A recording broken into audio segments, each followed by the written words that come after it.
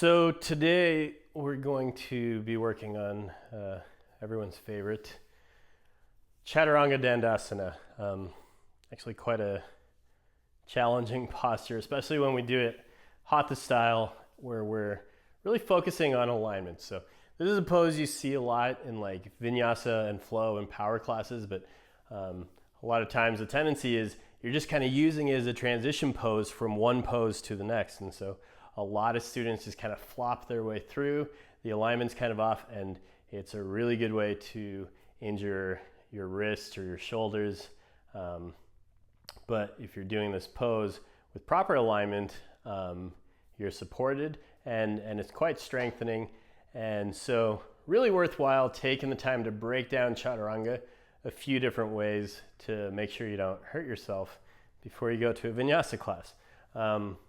So to help us with our Chaturanga Dandasana, we're going to use a couple props. Today we're going to be using a strap or a belt and a couple of bricks. So we'll come down onto our mat, and first I'm just going to try and demonstrate without any props, so you can kind of see what you're getting yourself into before we go too far. So you can think about like a normal sun salutation or a normal vinyasa. You're usually like step the feet back, high plank, palakasana, lower down chaturanga, then come up, upward facing dog. And again, tendency for most people is just kind of like hoo hoo, and like you're in it for half a second, and most of the time it's kind of misaligned. So to properly do our chaturanga, we're going to start with a palakasana. We call this a plank pose. Now in yoga, it's a little bit more one of these than, we'll see. More than, you think about a traditional push-up, you think a little bit more straight line. In yoga, it's a little bit more angled, but because we're pressing into the hands, we're pushing the shoulder blades up toward the sky. So we're going to start in our nice high plank pose.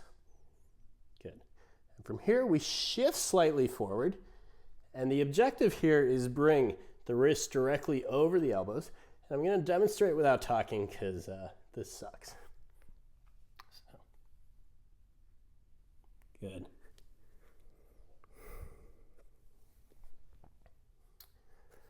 So a couple key elements in our Chaturanga and things we can always be working on.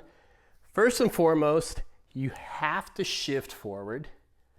You have to stack your elbows over your wrists. Now, especially if you're going just through this quickly, I'll kind of demonstrate how to do it wrong. And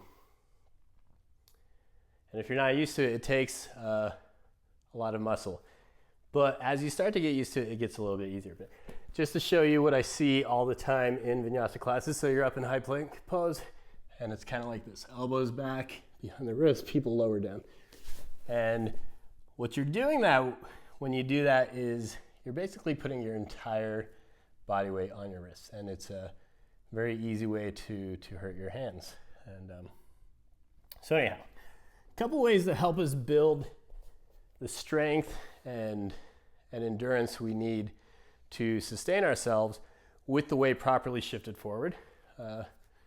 First variation we're going to use the bricks as a support. So the other thing in our Chaturanga besides the elbows over the wrists is we want the body in as straight of a line as possible, and that can take all sorts of micro adjustments. It's hard without seeing ourselves to really know what our body looks like. So mirror might be useful here, but definitely these two bricks. We're going to use them and we're going to place them underneath our shoulders on our mats for support, so we can get the alignment proper, and then we can start to feel in our body, like, what does it feel like to have my elbows properly over my wrists? And that'll give you an opportunity to build on this. So when you don't have the bricks there, it's internalized a little bit more. You can feel like, oh no, my elbows are too far back, and adjust accordingly. So we start by taking our two bricks, and we want them to land right on the shoulders. So we'll come down onto our bellies, Good. And we're going to tuck our bricks where they need to be. Now from here, we can walk our hands back till our wrists are directly underneath our elbows. So a little bit here, we're simulating what happens when we shift forward in our high plank. So elbows over the wrists. From here, we'll tuck our toes, engage the navel. As you're ready, lift the knees. And again, it takes a little bit of adjustment and trial and error. Like sometimes your butt's way up or you're sinking in the hips. We're looking for a relatively straight line. So the bricks give us the support to kind of try that out. Take a few breaths. Good. And release. Good. Now, we're going to try that again, but this second time through, we're going to press into the hands a little bit more. And we're going to try and lift ourselves up off the bricks, just even like a centimeter or so, so that we start to get the feel for what is this shape in my body? How does proper alignment feel when I don't have this support? So come forward, release onto the belly, place our bricks underneath the shoulders, walk your hands back so the wrists are directly underneath the elbows. Good. And a lot of time that's further back than you think it needs to be. As you're ready, tuck the toes, engage the navel, lift the hips, and look straight forward, chaturanga. Good. Now, engage your palms, engage your navel, try and lift just a centimeter off the bricks. And release.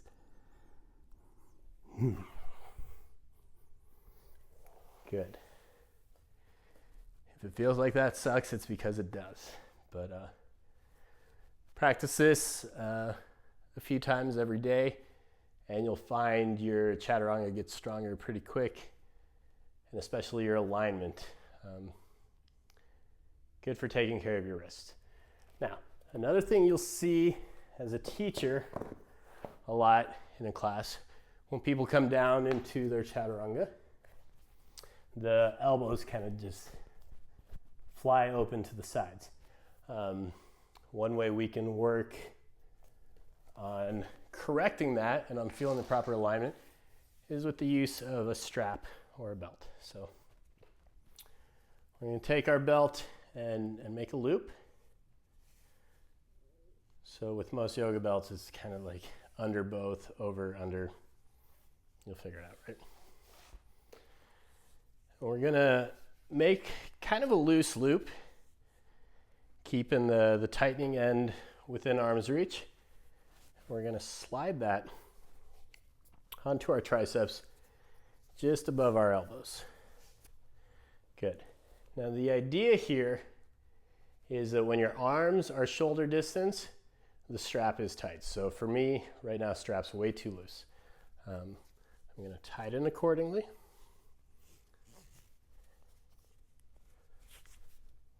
That's still not quite it. Okay. So arms are shoulder distance apart. Strap is tight. Good. We're going to keep that there. Then we're going to move back into our chaturanga. This is a bit different, and you'll see as we get into it, but the strap, outside of keeping our elbows properly aligned, it a little bit gives us something to rest on. I don't want to say it makes the pose easier, but does give us a different way to access it. So strap in place, hands on your mat, fingers spread wide. Good. We're going to tuck our toes, come up to our high plank, shift forward so elbows are over the wrists. Keep the elbows drawn in as you lower, and then you'll see the strap starts to support you as you kind of come into a well-aligned chaturanga. Good. Take a few breaths here. push back up, release. So I love that variation. Doesn't tend to work in like a flow class because obviously you only have like 2 seconds to put a strap on, and I said, anyway. Let's try it one more time. So arms shoulder distance apart, hands on the mat, fingers spread wide. Good.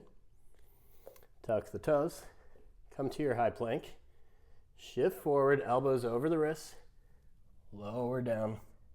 Good.